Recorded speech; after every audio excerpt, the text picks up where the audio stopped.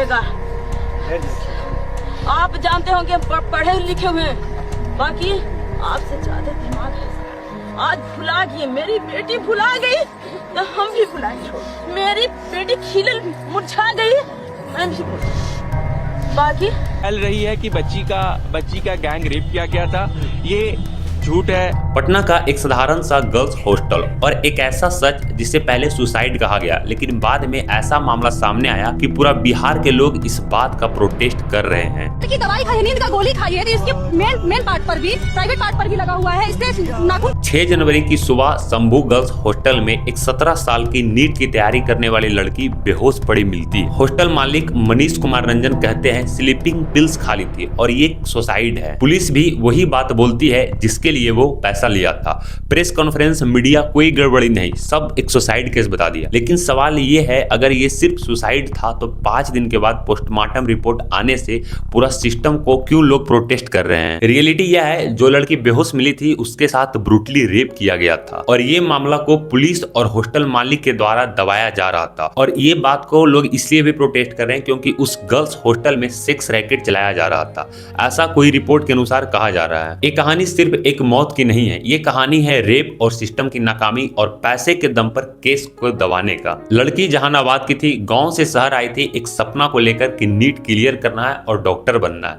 परिवार ने सोचा था पटना का हॉस्टल सुरक्षित रहेगा और 5 जनवरी को हॉस्टल ज्वाइन की और 6 जनवरी की सुबह उसे बेहोश हालत में उठाया गया। लेकिन जब लड़की बेहोश हालत में पाई गई तो परिवार को तुरंत नहीं बताया गया। पहले प्राइवेट हॉस्पिटल, फिर दूसरा हॉस्पिटल, सबसे पहले डॉक्टर शहजादानंद अस्पताल, प्रभात मेमोरियल अस्पताल, मेदांता अस्पताल पटना और उसके बाद पीएमसीएच ले जाया गया। और जब तक घर वालों की सही जानकारी मिलती, लड़की को आईसीयू में थी। 5 दिन तक वो लड़की ना ही बोल सकी और 11 जनवरी की उसकी मौत हो गई।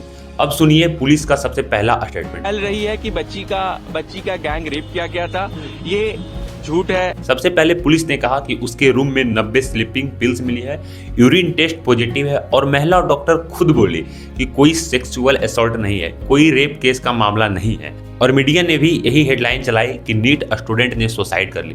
लेकिन ये सब स्टेटमेंट फेक था। रियलिटी ये था कि लड़की के शरीर पर चोट थी, चेस्ट और शोल्डर पे चोट के निशान मिले, प्राइवेट पार्ट्स में भी इंजरी थी। लेकिन ये मामले को दबाया गया पुलिस और प्रशासन के द्वारा ताकि ये मामला हाईलाइट नहीं हो जाए। और इस घटना के बाद भी हॉस्टल मालिक आजाद घूमता रहा, एविडेंस को सिक्योर किया गया, बेडशीट उस रूम की गायब थी, सीसीटीवी पे सवाल उठा। और जब परिवार का गुस्सा फूटा तो परिवार ने ये ब्लेम लगाया कि हमारे बेटी के साथ बलात्कार हुआ है। और सबसे बेहुदा हरकत तो ये है, हॉस्टल मालिक की पत्नी ने कहा कि 15 लाख ले लो और मामला को खत्म कर दो। सोचिए, एक माँ से ये बात कही जा रही उसकी बेटी की लाश के सामने। परिवार का यह भी दावा है कि हॉस्पिटल ने गलत रिपोर्ट दी। पुलिस ने शुरू से कहानी को दबाने की कोशिश की, लेकिन पुलिस कहानी को दबाने में नाकाम रहा। ये केस सबसे अहम मोड़ तब लेता है जब पोस्टमार्टम रिपोर्ट सामने आया और यही से वो मोड़ जहां सुसाइड थ्योरी टूटने लगी।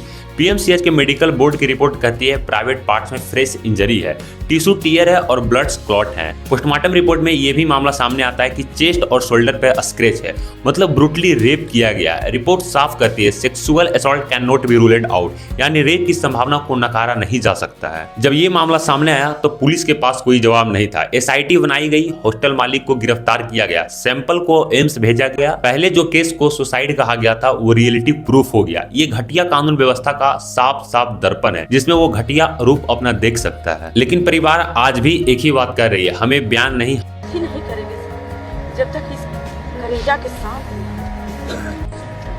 हमें इंसाफ चाहिए। ये केस हमें एक कड़वा सच दिखाता है, जब तक परिवार चुप रहे तब तक पुलिस प्रशासन और पैसे की मदद लेकर सच को दबाया जा रहा था। लेकिन ये बात साफ हो गया कि जब सवाल उठे तभी सिस्टम जागता है और आज भी फाइनल ट्रूथ एम्स रिपोर्ट के इंतजार में है। लेकिन एक बात साफ है, ये सिर्फ एक सुसाइड नहीं था और अगर ये कवर अप था तो सवाल सिर्फ एक लड़की की मौत की नहीं बल्कि पूरी सिस्टम का जवाबदेही है। आप बताइए, क्या ये सच दबाने की कोशिश थी या फिर वही पुरानी कहानी जिसमें ताकतवर बच जाता है और पीड़ित परिवार प्रोटेस्ट करके रह जाता है?